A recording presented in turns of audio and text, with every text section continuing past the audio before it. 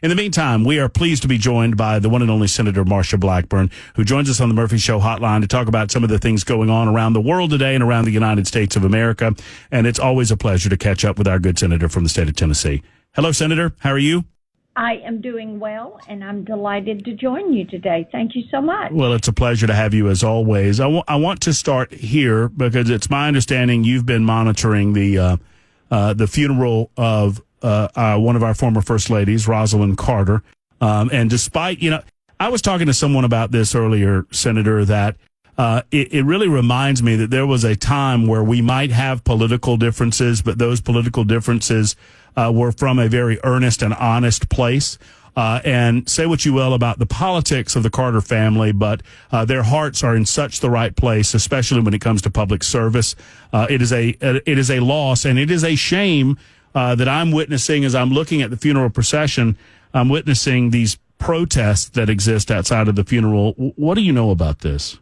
I know exactly what we are seeing on TV, and I think it is of concern to everyone that a period of mourning, a time of loss and sadness for the Carter family, the life of someone who served our nation as a First Lady, who was very given to working on mental health and readiness issues for children, that the funeral that is there in her memory and honor would have people that show up to protest and to, they're calling for a ceasefire. They're pro-Hamas. And really, Matt, that's about what we know about this. I think it was shocking to everyone, regardless of their political beliefs. It was shocking to see this type conduct.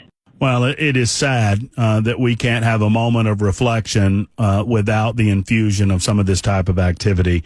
And I just noted it, and I was aware that you had noticed it too, and I wanted to get you an opportunity to comment on it. Beyond that, speaking about the Carter presidency, and obviously that was not a positive time in American life, as I don't really recall it, but I certainly remember my parents and my grandparents going through it, and I feel like we might be at a certain place in American history where we're revisiting that attitude. I noted a Wall Street Journal article that indicated that polling shows that the American people are kind of losing a sense of the American dream, losing a sense of, what it means to, build a life, build a family, buy a home, that entire premise that you and I grew up with. We seem to be losing the hope that that's possible for the future. Are you aware of this attitude amongst the people of the state of Tennessee, and what can we do to combat it? Well, what we are seeing it, and yes, the Wall Street Journal had an article in on this topic last weekend, and then Bloomberg had one in yesterday, and they actually broke down how much different things in the basket of goods that we purchase, what the inflation rate has been on those things. Now, it does affect how people think what is possible with the American dream, and will my children be better off than I am, and what are they going to face? And when you look at the amount of debt that this nation has accrued and the escalation rate of that debt from COVID moving forward, and you say, what is this going to do to our kids' futures? Because if interest rates continue to go up, and you mentioned the Carter presidency, and that's when you would see 17, 18, 20% interest rates, then what does that do to our ability to fund the federal government when so much of it is going to go to debt service? And what is it going to do to the earning power of our children? Are they going to be faced with the taxation rates that you see in some of the countries around the globe, where we as Americans have looked at how those countries have run their government and said, people are basically working for the government, not for themselves, not for their families, not for their futures? Well, I mean, obviously, there's, I think it was Jimmy Carter's word, a malaise that has gone across the United States of America. And I think 2024 is an opportunity to lift that from the United States of America with elections. And I know that you're focused on 2024. Before we get there, though, we have the very serious nature of the situation involving the Middle East. Just today, 12 additional hostages, including 10 Israelis, released by Hamas as a part of what is called the extended ceasefire. Tell me your thoughts on this, Senator. Obviously, the Israelis are in a very difficult position. They want to see as many innocents released as possible. At the same time, it is important that we hold Hamas to account. What is your thought on how the Israelis are handling things right now, and what can the United States of America do to assist them? What the United States of America needs to do is let Israel handle this situation.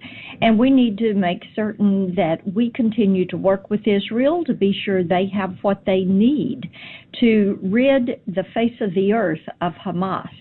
And I find it so interesting that we have people that think there's a moral equivalence between Hamas, a terrorist organization, and by the way, the U.S. deemed them a terrorist organization in 1997. So this is not something that is new. These are people that are carrying out evil acts. And it is important that we say, no, there is not a moral equivalence between a group of terrorists and a nation, Israel, which is one of our greatest allies. And these terrorists have created war crimes. And Matt, this morning, I sat in a briefing room down in the SCIF with some of my Senate colleagues, and we watched the footage that came off of the Hamas terrorist cameras. Mm-hmm. Their GoPros, as they were carrying out these evil deeds. And to see them go in and shoot people, just walk in and shoot a group of kids, go in and just take a hatchet and start chopping up people, dragging bodies, the trails of blood. Every American should watch this and watch some of this video, listen to some of these phone calls that were carried out with these terrorists who were gleeful at having killed people. These are innocent civilians, and what they did was to carry out war crimes. And of course, Hamas has to be held to account for this, and it is imperative that the United States stand with Israel, that we send this message. We will stand with Israel. They are our ally, and they are recognized as our ally. You know, right before Thanksgiving, before the Thanksgiving holiday, we had this incident at Rainbow Bridge between the United States and Canada. And initially it was believed, and it was reported through sources with, I think, the Canadian and American government, that the potential for terrorism was high. We learned that it was not, in fact, terrorism. But I do believe the reaction on the part of the American people demonstrates what we referred to early, the sensitivity that people have to the issue of terrorism, especially with what is going on in the Middle East right now, and combine that with the porous nature of the southern border and the fact that we don't know who's coming into our country to do what. It has frightened the American people and heightened our sensitivity to the possibilities of terrorism. Does it worry you, Senator, considering the southern border and where we are? I know that you recently introduced a bill with Senator Katie Britt to better track regarding human trafficking, and I want to ask you about that in a moment. But how concerning should it be to the American people that we continue to allow the flood of thousands, tens of thousands, hundreds of thousands, if not millions of people, and we have no idea what these folks want out of our country? Right, or where they're coming from, or what their true identity is. Right. And because of the number of terrorists that have been apprehended at the southern border, and because we have found out, I mean, Matt, we had to press and press and press for them to tell us what happens to these terrorists when they apprehend them at the southern border. Of course, what should happen is they should be sent straight to Gitmo, and they should be held at Gitmo where we have been holding terrorists. But no, this administration, they are sending them back to the country that they came from. So what do? They try to turn around and come in another way. Now, out of the 8 million people that have entered this country under Joe Biden's watch, that is 8 million people that came to our southern border to illegally enter our country. These are not people that went to the ports of entry. These are not people that applied for a visa. These are people that illegally entered. You have about 6.5 million that are that came to the border, raised their hand, and said asylum. And then you have another 1.5 million that are what are called gotaways. These are people they either see on video but cannot get to them. Those are the known gotaways, and they count those numbers.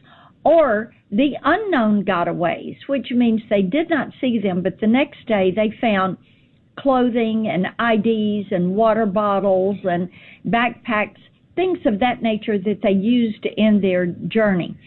So you've got 8 million, so you have to look at that and say, okay, if we this year know that we apprehended 180 terrorists, so say 180 terrorists, that was in your people that walked to the border and claimed asylum. Then how many are in those gotaways that we don't know?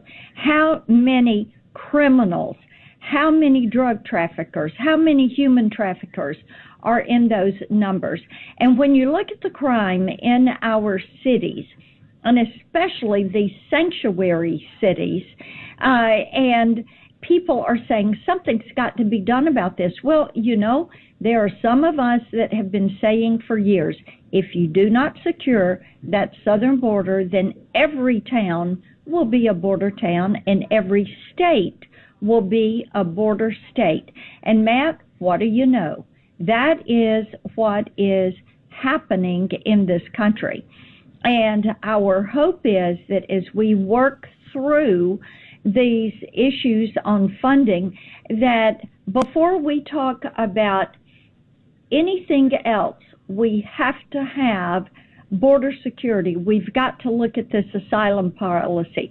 We have to look at your third country, safe third country, first third country entry, where people will claim asylum in those spots before they ever come to the United States. On this line of questioning, before we have to let you go, and I know your time's limited, but I know that you introduced a bill with fellow Senator Katie Britt from Alabama designed to combat what we refer to as the recycling of illegal immigrant children at the southern border. Explain what that concept is and how you combat it with legislation. Absolutely. What has happened, what we have found out from Border Patrol, is that there are some children that the cartels use, and in order to make it appear that this is a family unit, they will take a child and they put it with people they're trying to slip into the country. And then the adults use that child until they no longer need the child. They turn it back over to the cartel. By the way, the cartels have established hubs in the United States for human trafficking and drug trafficking. And then the child gets sent back to Mexico. And many times the child's name, address, and a phone number are written in indelible ink on either the child's arm or on their back. And Border Patrol has seen some of these children as many as 8 or 9 times. And they've been recycled to get these adults, gang-related, cartel-related adults into the country. So what we found out was when we were doing DNA testing at the border, which is a 45-minute test to confirm whether a child is related to the adult or not, that 30% of the children were being trafficked. And the Biden administration removed the mandate for that DNA testing. And what have you seen? You've seen an uptick in this recycling. So my bill, and I've been joined by Senator Britt and others on this, what it would do is put that DNA testing back in place. 45 minutes is not too long to ask somebody to wait to make certain that we save a child. Mm-hmm. And we've got about a third of those children that are being trafficked, then that is where we should step in and say, no, you can't come in this country, and by the way, we're going to make certain this child gets back to their parents and is not a part of these human recycling activities. Senator Marsha Blackburn with us for just a few more moments, joining us to talk about southern border activity, her effort to combat human trafficking along the southern border. Where are the Democrats seem to be mighty concerned during the Trump administration about the separation of children and parents and the possibility of children being used as an aid to trafficking across the southern border. They don't seem to be that concerned nowadays, Senator. They have not been concerned enough to pass the DNA bill or the fingerprint bill, which is the second piece of legislation that I have to combat this. If you were to fingerprint the children and do the DNA testing, we could probably save even more of these children. And I should have Democrats joining me on this. This is about protecting children. It is about protecting them from the sexual abuse, from the harms that are happening to these children, the emotional, the mental abuse.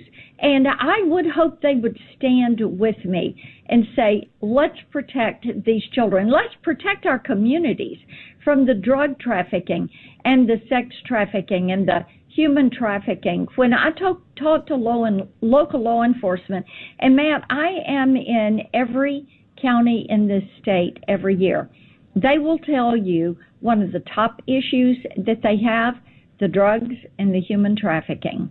And if we had the proper policies in place, we could curtail so much of this. If we were to support and restore the rule of law, we would be able to deal with more of this and make our communities safer. Senator, always good to catch up with you. Thank you for your time, and we look forward to the next conversation. Take care. And I should have said this at the beginning of the interview. A good interviewer would have done this at the beginning, but I hope you had a wonderful Thanksgiving holiday, and I hope your holiday season goes well moving forward. Thank you so much, All Matt. right, take care. All right, see you, Senator. There's Senator Marsha Blackburn.